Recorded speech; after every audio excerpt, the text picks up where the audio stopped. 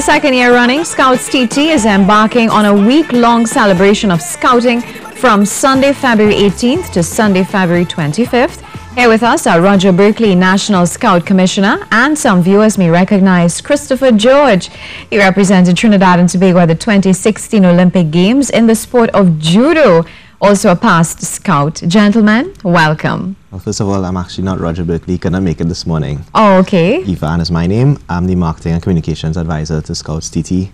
And thank you so much for having us. We're glad to be here again to celebrate our National Scout Week, our second annual National Scout Week. It's really just a time for us to celebrate scouting. It's around the birthday of the founder, Lord Robert Baden-Powell, which is on February 22nd. So that's why we're from the 18th to the 25th. We're just here to celebrate scouting, to celebrate the founder, to highlight the good work the movement has been doing for the community. It's a time to come together as a family, sharing the ideals of scouting, appreciate the volunteers who help run the movement, and to appreciate where we've come from and where we want to go as a movement. Awesome. Sounds like, a handful. It is a lot. So it's Lord Robert Baden-Powell. Yes. All right. So I'd like to know a little bit now. This is the second time that you're having this event? Yes. All right. What was the first event like, Christopher? The first event, actually, I was not part of it, but Yvan actually called me. I was in the United Kingdom completing bar school. And Yvan called me and he said, "Chris, I need you to do a note for me." And I just contributed through media. Right. This year, Yvan contacted me about a week ago, 2 weeks ago, and he told me, "Chris, I need a little bit more help." And I just, gave. So it's expected to be bigger and better than last year. Well, so Chris is here as a past scout. We're really highlighting people who have been successful, who have been scouts in the movement. So Chris is one of those who's been, he's our first national judo athlete to take part in the Olympics, which is a proud thing for Trinidad and Tobago. He's a friend of mine. He's a past scout with me as well. So we just want to highlight people like him who have been successful and who are successful and who have been scouts, and how to kind of focus on how scouting has contributed to their lives, to their professions, and their excelling in life. Now, what is the theme of this year's celebrations, and who are invited or expected to be part of the celebrations? The theme is duty-bound, honor-driven. So we're focusing on duty. The Scout Promise outlines duty to self, duty to God, and duty to country. And honor is something that's embedded in our values as well, just doing what's morally right. So we focus on duty and honor as our key messages for this year. Right. Now, what are some of the activities that you're expected to engage in during this particular week? So we will be doing a social media campaign, which Christopher has already partaken in. So online, we've been promoting our prominent past scouts. We'll be engaging in some trivia with our members, highlighting volunteers as well, those who contribute to the movement. Otherwise, we have what is called the Brownsea Island Camp, which takes place this weekend, February 23rd to 25th. And our Brownsea Island, for those who don't know, would be the experimental camp that started scouting in 1907. So this was Robert Baden-Powell. He thought about how he's going to start scouting, and he came up with a little system and tested it at this camp called Brownsea Island Camp. So what we're going to do over that weekend is to simulate some of the activities that would have taken place at the original camp that started scouting. And what is the investment in character campaign? That's the campaign we launched last year. Last year we celebrated 105 years of the movement's existence in Trinidad and Tobago. And the investment in character campaign is really a call for support by Trinidad and Tobago, private and public organizations, the general public who we need support for, volunteers, just to come on board and help support scouting. Scouting is about development of character in young people. It's to help people achieve their full potentials as individuals and as active contributors to society. So it's a call really to show, we think that scouting can change the country one individual at a time. And we want to call for support, not only financially, but, we need volunteer support, we need technical support. We need skills that we can use to contribute towards running our programs successfully. On that note, Yvan, Christopher, I know you've been away for some time. Yes. I heard you got married. Congratulations. Yeah, thank you. Now, how has the Scouting Initiative, would you say, how has it really been impacting communities? As a person who've been, under this particular cover for so long, how has it shaped your life in particular? And what do you think, what role does it play in society now, seeing that we have a crime issue? Yes, my opinion is that the most important thing is duty. It's giving individuals, young people, something to build their life around, a structure. With me particularly, I became a scout in 1995. I still remember being invested November 21st, 1995. The process, the procedure, the discipline, all these things kind of create this air around people that forms as I said, a structure, a process in how it is we develop our mind, develop our body. I remember every Tuesday going to scout meetings, having older individuals, specifically our scoutmaster was Lawrence McDowell, him giving us drills, taking us swimming. All these things kind of allowed me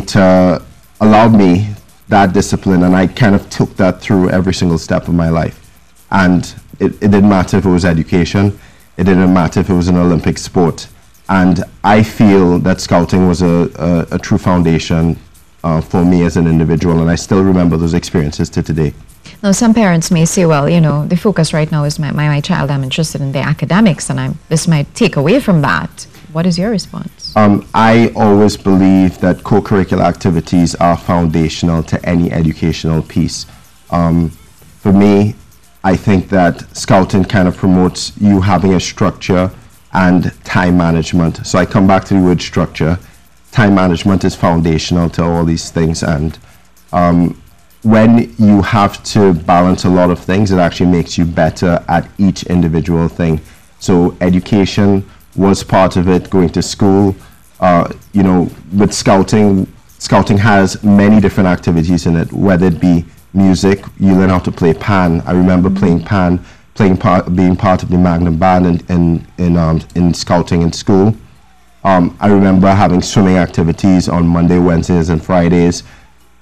I remember obviously having a Tuesday, every Tuesday we having to go to scout meetings. So all these are part of structures of things along with school that help you, help young people recognize there are things to do. I need to have time to do them, and this is also part of life. So, you start this as a young child in secondary school, 10 or 11 years old, even sometimes before if you're part of Cub Scouts, and I was also part of Cub Scouts, and that then becomes your discipline through your day, and you bring it all the way through until you become an adult. Mm-hmm. So what I put to parents who are fearful that scouting will take time away, it actually creates time, because you no longer are wasting between, let's say, 2 and 5 in the afternoon. You have something else to do, and it's things that I think mold young children, and it molded me. Yeah, so you highlighted balance. That's very important. Now, Yvan, he mentioned discipline. In our society today, some would say, we lack discipline and we're very impatient. We are a very impatient people. In your opinion, what role does this program play? Well, like we said, scouting at the core of our program is character development. A lot of people look to scouting for discipline. And one of the things about scouting is that it's also very fun. So people learn discipline through fun. We use the outdoor method, which we engage in outdoor activities primarily, but it's not limited to any one thing or the other. So it's not just camping, it's not just hiking. We do a lot of mentorship programs. It's all embedded in our program, how we develop young people from the tender age of 7 all the way up through 19. We just actually recently launched officially our Rovers section, which runs from 19 to 26. So we now are open to youth from 7 to 26. And we just, like Christopher said, the discipline comes with the way the program is run, but it's also a fun and engaging program. So when you talk about discipline, it's the discipline to know that, okay, if I want to have fun, I need to do certain things. And it's been proven that the people who are in Scouts actually do achieve better academically. So parents who do think about pulling their children out because they have SCA or they have CXC, that may not be the best thing to do, because it teaches the balance from now, because when you get into the working world, you're balancing work, you're balancing family life, you're balancing whatever other interests you have outside of work. So it teaches that dedication and discipline from a young age that we so much need as adults. So let's talk a little now. You mentioned the mentorship program, and that is a very, very important thing. I'd like to talk a little bit more about that. What impact is that having right now? Well, the thing is, I've seen it myself. I mean, I've experienced it myself as a scout, having a scout leader as a mentor. I mean, a lot of times parents are not there in the homes. Yeah. So scouting is a place where young people can find a home. They can find a positive mentor, somebody to look up to guide them through school, to guide them through life. I mean, scouting is really a brotherhood, and it's one of our core, tenets, brotherhood. And what it means is that you have somebody that you can lean on outside of your house. Sometimes you don't have a father figure at home. You have a scout leader, a mother figure at times. You have a female scout leaders. Somebody who could just guide you through, and even patrol leaders who are senior scouts that you could look up to and say, big brother, I need some help with this, I'm dealing with this. And it's just a brotherhood that you could lean on people and have that somebody to guide you through difficult times in your life. So the mentorship part comes with the program as well. You have leaders who are there to guide you through. And these leaders are volunteers. Okay. So like the Investment in Character campaign is really a call for volunteers as well, because that's really what runs the program. So I'm saying to the general public, you see the crime situation happening, you can get involved with scouting. It's an easy way to get involved and really help and have an impact on young people. In terms of the participation, has there been a decline? Would you say there has been a decline in terms of the participation, or you think it has been somewhat encouraging? I think if you were to look over the last couple of decades or so, it has been on the way down. But recently we've rebranded to Scouts TT. We've changed a lot of ways of doing stuff. Engaging with the young people in the way that they want to be engaged. So we're more active on social media now. We have our new website, scouts.tt, and we're trying to engage young people more. Over the last couple of years, we've restarted the National Youth Commissioner position. We've reformed the National Youth Council. So we have young people getting involved in the association at a decision-making level. So it's really a way to engage young people more, to say, well, you can be a part of what you want this thing to be. Scouting has impacted lives for 105 years in this country. And we continue to do so through engaging young people and their ideas. Now, what if a school of an interested person is not necessarily, or they do not have an active Scout program? How do they reach out to you all? Well, you can contact us at our headquarters. Visit www.scouts.tt. Call us at 624-7271. There are some schools that don't have groups, but we also have groups who are community-based. So if there's not one in the school particularly, there might be one in the area that they can fall into. All right, and back to Christopher, in terms of your experience in athletics and National Scouts, what has it really taught you? How has it shaped your life? In a nutshell, what would you say is the most important thing you were able to take away from this program? It gave me, I would give an example. We have in Scouting something called Scout Standard, where you go about and there's this, right? I keep coming back to the word structure. Mm-hmm. There are these things that you have to do to kind of achieve this level of competency within scouting. You have to learn how to tie knots, you have to learn how to pitch a tent, make a fire, cook, all these type of things. What those things do, these are transferable skills. So I will give you an example of, that was Scout Standard. What I did through the Olympics was a set of identifiable things that I needed to do, list. Christopher, you needed to compete in this competition. You need to understand this technique. And therefore, it allowed me to achieve that particular goal. And then now, me as a barrister, as a lawyer, Chris, you need to do these identifiable competencies to fulfill your goals. And these are three very different areas, but all these things are structured, are transferable skills. And I started with Scouts. I started with this thing which, people may not think a Scout can be all these things, but we are all those things. And I think that that's what Scouting is about. We're trying to build individuals who could contribute positively to society.